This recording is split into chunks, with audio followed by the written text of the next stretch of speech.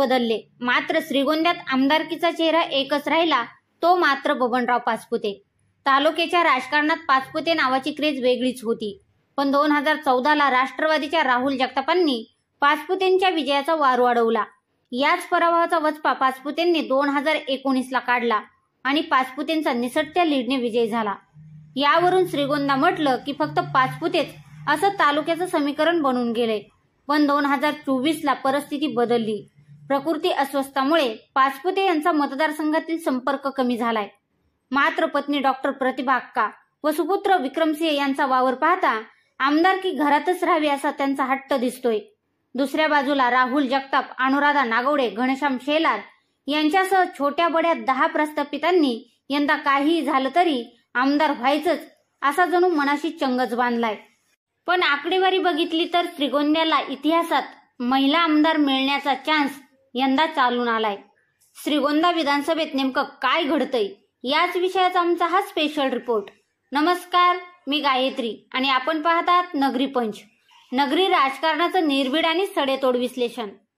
चला तर प्रथमतः पाचपुतेंच्या राजकारणाचा विचार केला असता पाचपुते हे सध्या प्रकृती अस्वस्थामुळे विधानसभेच्या मैदानात स्वतः नसले तरी पाचपुते आपल्या राजकारणाची शिडी पुढच्या पिढीकडे देण्यासाठी पत्नी किंवा मुलगा यांना मैदानात उतरवणार हे सध्या तरी दिसतंय. पण यावेळेस मागील सारखा विरोधक एकटा दुकटा नाही, तर विरोधकांची मोठीच्या मोठी फळी निवडणुकीच्या रिंगणात दिसणार आहे. मागील वेळी अवघ्या 4-5 हजार मतांनी विजयी झालेल्या पाचपुते यांच्या समोर आव्हान असणार आहे ते म्हणजे माजी आमदार राहुल जगताप, अनुराधा नागवडे, घनश्याम शेलार, साजन पाचपुते यासारख्या प्रस्थापितांचे. सुरुवातीला शिवाजीराव कर्डिले यांचंही नाव श्रीगोंदा विधानसभेसाठी घेतलं गेलं. त्याचं कारणही तसंच होतं.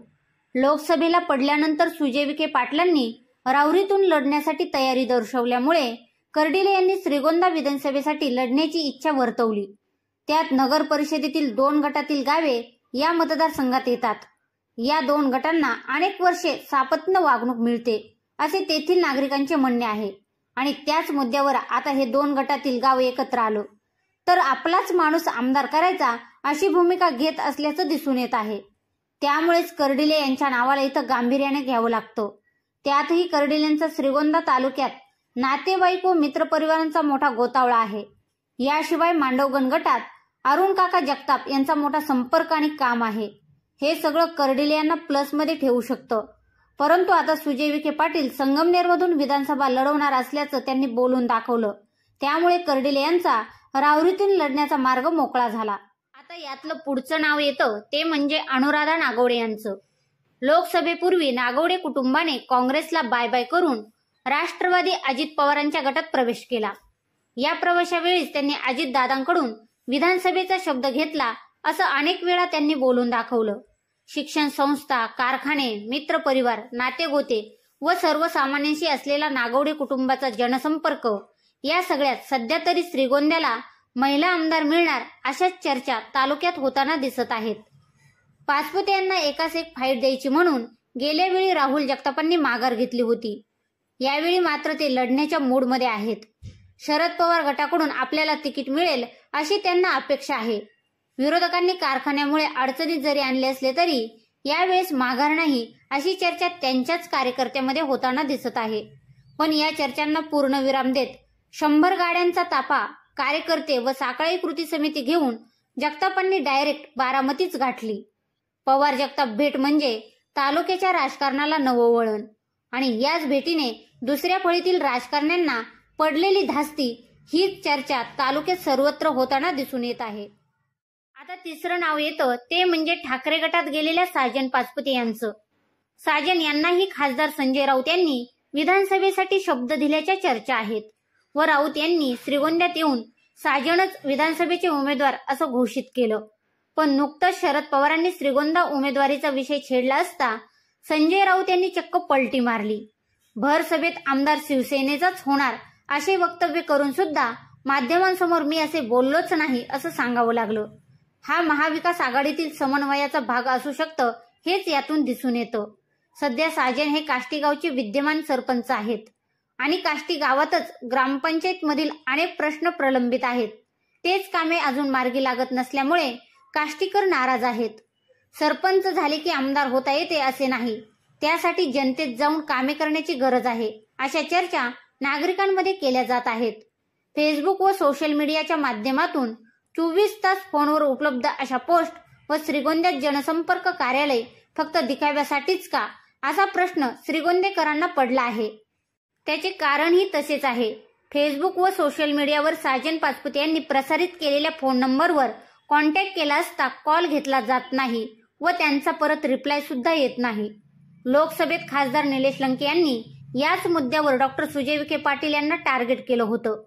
खासदार झाल्यानंतर निलेश लंके यांच्याकडून सुद्धा कॉलला उत्तर मिळत नाही आणि तोच मुद्दा फक्त निवडणुकीपुरता घेतला जातो का, हे आता नागरिकांमधून बोललं जातं. चौथे नाव येते ते म्हणजे गेल्या वेळी फक्त 4,500 मतांनी पराभूत झालेल्या घनश्याम अण्णा सेलार यांचं. सेलार सध्या काँग्रेसमध्ये आहेत. मात्र काँग्रेसमध्ये जाताना नाना पटोले यांनी विधानसभेचा शब्द दिल्याचा त्यांचे कार्यकर्ते सांगतात. म्हणजेच श्रीगोंद्यात प्रत्येक पक्षाचा तगडा नेता विधानसभेसाठी इच्छुक आहे. घनश्याम सेलार यांनी तर सत्तेत नसताना सुद्धा अनेक विकास कामांना बळकटी दिल्याचे दिसत आहे. खेड्यापाड्यातून येणारा शेतकरी, मोलमजूर, गोरगरीब अपेक्षांचं ओझं घेऊन ते सेलारांच्या ऑफिस दरबारीच हलकं झाल्याचं दिसतं. त्यामुळे सेलारांचं सुद्धा पारडं जडच आहे हे नाकारता येणार नाही. सेलारांशिवाय भाजपच्या कट्टर कार्यकर्त्या सुवर्णा पाचपुते यांनीही आपण या निवडणूक रिंगणात उतरणार असे ठामपणे सांगितल्यामुळे व सर्व मतदारसंघांमध्ये बॅनरबाजीतून दावेदारी नक्कीच दिसून आले आहे. यामुळे श्रीगोंद्याचा राजकीय तिढा आणखीनच वाढला आहे. तिकीट वाटपापासून प्रत्यक्षात निवडणुकीपर्यंत श्रीगोंदा विधानसभेची निवडणूक राज्यात अटीतटीची लढत ठरू शकते. श्रीगोंदा मतदारसंघात आतापर्यंत एकही महिला आमदार झाली नाही. यंदा इच्छुकांच्या यादीत बहुतांश महिलांची नावं असल्याने दोन्ही बाजूंनी महिला उमेदवार देण्यावर भर दिला जाऊ शकतो, हे मात्र नक्की. भाजपकडून डॉक्टर प्रतिभा पाचपुते, अजितदादा गटाकडून अनुराधा नागोडे यांनीही प्रचाराचा पहिला टप्पा पूर्ण केलाय. एवढ्या सगळ्या महिला उमेदवार असतील तर साहजिकच राहुल जगताप हेही आपल्या पत्नी डॉक्टर प्रणोती जगतापांना पुढे करू शकतात. म्हणजे श्रीगोंद्यात पहिल्यांदा महिला आमदार होण्याची शक्यता नक्कीच वाढत आहे. या सगळ्यावरून श्रीगोंद्यात इच्छुकांचा आकडा डझनभर पार गेल्यामुळे कार्यकर्त्यांसह इच्छुकांनाही श्रीगोंद्याच्या राजकारणात पुढे नेमकं काय वाढून ठेवलंय याची कल्पना नाही. पण गटातटाच्या राजकारणाला शह देत राजकीय गोळाबेरीज करण्यावर भर देऊन सहानुभूतीच्या फॅक्टरवर जो स्वार होईल त्याला इथून जिंकण्याचे चान्सेस सध्या तरी दिसत आहेत. आता नुकत्याच पार पडलेल्या लोकसभेच्या आकडेवारीवरून एक नजर टाकली तर श्रीगोंदा विधानसभेमुळेच निलेश लंके यांच्या विजयाचा मार्ग सुकर झाला ही वस्तुस्थिती आहे. श्रीगोंदा महाविकास आघाडीच्या म्हणजेच लंकेंच्या पारड्यात तब्बल 32,000चं लीड टाकलं. त्यामुळे इथं महाविकास आघाडीचा उमेदवार आमदार होणार हे कन्फर्म आहे. मात्र आमदारकीचा चेहरा कोण हे स्पष्टपणे बोलता येणार नाही. स्थानिक पत्रकार व राजकीय विश्लेषक यंदा श्रीगोंद्याला महिला आमदार मिळणार असं सूचक वक्तव्य करताना दिसत आहेत. त्यामुळे श्रीगोंद्यात पहिली महिला आमदार होण्याचा मान नेमका कोणाला मिळतोय हे येणाऱ्या काळातच स्पष्ट होईल. तुम्हाला हा विषय कसा वाटला व श्रीगोंद्यात कोण आमदार होईल हे आम्हाला कमेंट करून नक्की कळवा. शिवाय व्हिडिओ आवडला असेल तर लाईक व शेअर करायला विसरू नका. पुन्हा भेटू नव्या विषयावर. तोपर्यंत जय महाराष्ट्र.